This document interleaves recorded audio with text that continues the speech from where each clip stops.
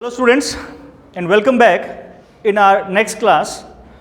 As you know that we have done a commitment that we are doing our direct to indirect means narration, and I will provide you the videos of the narration.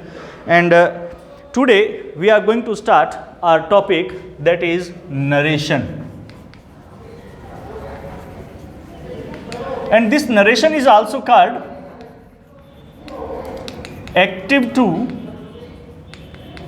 sorry, not active to, direct to indirect.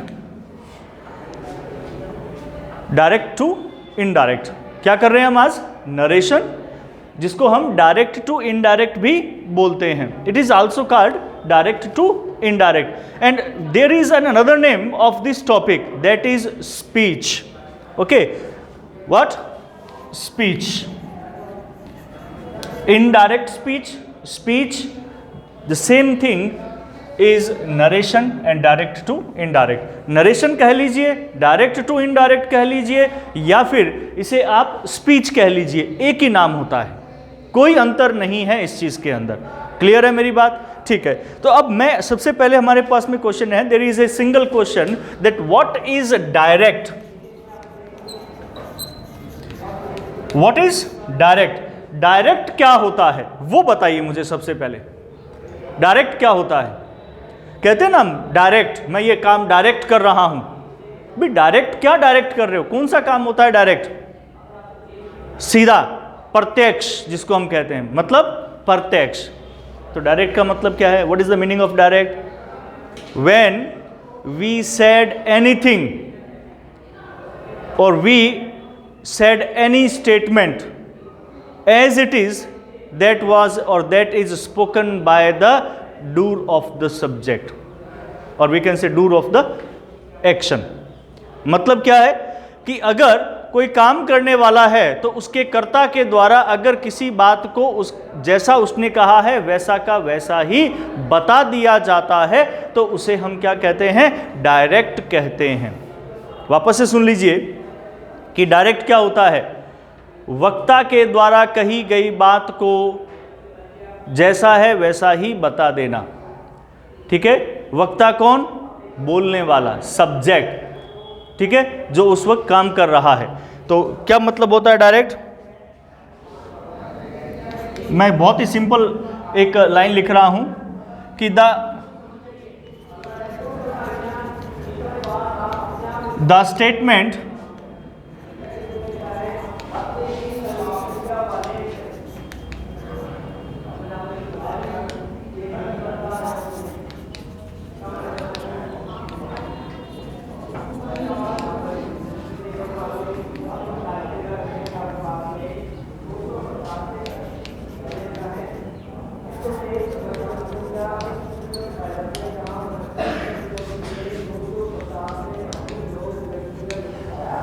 The statement that has been spoken, वो कथन that has been spoken, जिसे बोला गया है, किसके द्वारा? Bye anyone, किसी के द्वारा भी बोला गया है. सेड एज इट इज, उसको जैसा है वैसा ही कह देना. तो मैं एग्जांपल देता हूं, आप बहुत अच्छी तरह से उस बात को समझ जाएंगे. ठीक है. क्या है? मान लो कि कोई राम नाम का व्यक्ति है और एक श्याम है. ठीक है. ये दो व्यक्ति हैं. राम ने कोई बात शाम को कही, राम ने कोई भी बात शाम को कही. मान लो राम ने शाम को बताया कि यार कल तो स्कूल नहीं लगेगा, या कल मैं स्कूल नहीं आऊँगा, मैं कल स्कूल नहीं आऊँगा. ये बात किसने कही? राम ने कही. ठीक है. अब किसको कही? शाम को. अब शाम जब स्कूल आया तो मैंने उससे पूछ लिया कि भाई शाम, राम ने क्या कहा था? कि श्याम, राम ने तुझे क्या कहा? तो श्याम मुझे क्या बोलेगा? श्याम, मैं इसका एग्जांपल यहां लिख रहा हूं कि श्याम सेड टू मी. ठीक है. या फिर मान लो कौन कह रहा है? राम कह रहा है. तो उसने बताया कि Ram said to me, Ram ने मुझे कहा. राम ने कहा था ना शाम को, तो शाम मुझे बता रहा है कि राम ने क्या कहा। Ram said to me, I will not attend the class या स्कूल या जो भी है, I will not attend the class. अब Ram said to me, Ram ने मुझे कहा, मैं कौन है? श्याम, वही तो बता रहा है। तो यहां पर जब आई लिखा है, ये किसके लिए आया है? किसके लिए आया है? श्याम के लिए आया है। ये तो राम के लिए। राम ने कहा उसको कि मैं कल स्कूल नहीं आऊंगा। अब मुझे श्याम बता रहा है, श्याम ने कहा कि राम ने मुझे कहा, श्याम मुझे बता रहा है कि सर राम ने मुझे कहा मैं कल स्कूल नहीं आऊंगा। तो मैं कौन नहीं आया? राम नहीं आया। तो राम ने जैसी बात कही श्याम को, श्याम ने उस बात को वैसा का वैसा ही मुझे बता दिया। श्याम ने क्या किया? जैसी बात कही थी वो वैसी की वैसी ही मुझे बता दी। तो इसे बोलते हैं डायरेक्ट। इसीलिए मैंने कहा वक्ता के द्वारा, वक्ता कौन था? राम था उस वक्त में, ठीक है। तो वक्ता के द्वारा कही गई बात को जैसा है वैसा का वैसा ही बता देना उसे। अब मान लो ये लड़की है, क्या नाम है तेरा? हाँ, अब इसने मुझे कहा कि सर वो लड़की गलत है, वो लड़की गलत है। अब आपने आके कहा सर सोनम ने मेरे बारे में क्या कहा, उसने मेरे बारे में क्या कहा? मैंने कहा भी सोनम ने मुझे कहा वह लड़की गलत है, सोनम ने मुझे कहा वह लड़की गलत है। तो अब सेम चीज ने मुझे कही थी, मैंने वो की वो क्या कर दी? उसको बता दी। मैंने कोई चेंज किया उसमें? नहीं किया। जो मैंने चेंज नहीं किया वो है डायरेक्ट। परंतु जब हम इसको इनडायरेक्ट में चेंज करते हैं तो इनडायरेक्ट का मतलब क्या है? What is the meaning of indirect? What is the meaning of indirect?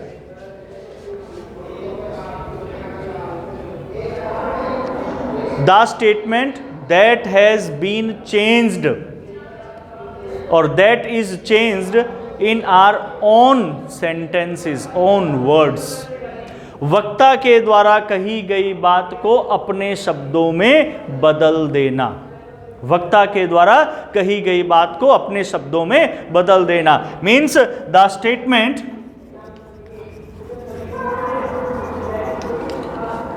that is changed in our own words. The statement that is changed in our own words, वो कथन जिसे अपने शब्दों में बदल दिया जाता है, that is called indirect. उसे क्या कहते हैं? Indirect कहते हैं। क्लियर है? जैसे for example, I am giving you an example here, and the same example is here. The same example is here. What is the example? Ram. Now look at it carefully. Ram said to me, I am changing here few things. मैं यहां कुछ चीजें बदल रहा हूं, ध्यान देना। Ram said, I changed it into told. Ram told, I removed it from here. इसे मैं यहां से हटा देता हूं, मैंने इसे हटा दिया और मैंने सीधा क्या लिख दिया? Me. I am writing here me. Ram told me. At the place of inverted comma, I will use a conjunction that. Inverted coma के स्थान पे मैं एक कंजक्शन यूज करूंगा जो क्या है? that है। अलग अलग सेंटेंसेस में अलग अलग कंजक्शन यूज होते हैं, ठीक है, ध्यान रखना। राम टोल्ड मी दैट, मैंने आई को क्या कर दिया? I have changed here I into he. मैंने यहां पर क्या कर दिया? आई को ही में बदल दिया, ठीक है। मैंने विल को क्या कर दिया? वुड में चेंज कर दिया। Not attend the class, not attend the class, उसे बोलो पीछे से आ जाए, ठीक है। Not attend the class, clear है? तो अब बताओ क्या होगा इसमें? क्या होगा क्या क्या चेंजेस किए मैंने? I have change the statement here ना, ओके। तो स्टेटमेंट कौन सा चेंज किया मैंने? एक, नंबर 1 टोल्ड, नंबर 2 दैट, 2 हटा दिया मैंने, फिर उसके बाद में नंबर 3 ही, नंबर 4। फिफ्थ चेंज यहां पे टाइम का होता है। अगर मैं कह दूं यहां पे today I will not attend the class, ठीक है, या I will not attend the class today, ये लो today, this will be the fifth change, this will be the fifth change, okay. Today will be changed into that day, okay. So how many changes I did here? I did here 5 changes. Is it clear? So now I think you all have understood that what is the meaning of direct and indirect. समझ गए direct और indirect का मतलब क्या होता है? Clear है सबको बात? ठीक है। Now next, in a direct statement we have 2 partition. एक डायरेक्ट स्टेटमेंट में 2 भाग होते हैं। What are these 2 parts? Now listen to me. Here we have a statement, he said to me, he said to me, he is a fool, he is a fool, he said to me he is a fool. So we have 2 parts here. कौन से 2 parts होते हैं यहां पे? कौन से 2 parts होते हैं? What are those 2 parts here? The first is this one, he said to me. क्या कहते हैं इस पार्ट को? क्या कहते हैं?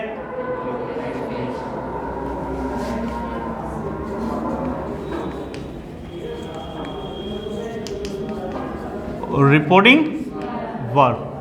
This part is called reporting verb. Okay. In this part we have subject, this one is verb, and here me, this one is object. In further sentences or when we will change it, then we will address these 2 things as the subject of reporting verb and the object of reporting verb. जब हम आगे sentence करेंगे तो हम इनको क्या बोलेंगे? इसे हम सब्जेक्ट बोलेंगे रिपोर्टिंग वर्ब का, इसे हम ऑब्जेक्ट बोलेंगे रिपोर्टिंग वर्ब का। Why? Because these are very important when we will change the pronoun of this reported speech, because this part is called reported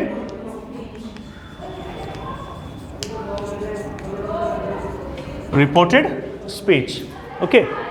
When we will change the pronoun of this reported speech, it will be changed according to the subject and to the object. जब हम इस reported speech का pronoun change करेंगे, जो कि हमारे इसमें आएगा, प्रोनाउन कौन से होते हैं? I, we, you, they, he, she, it, या इसकी फॉर्म्स आई की I, my, me, we, our, us, he, his, him, she, her, you, your, you आता है ना, ठीक है।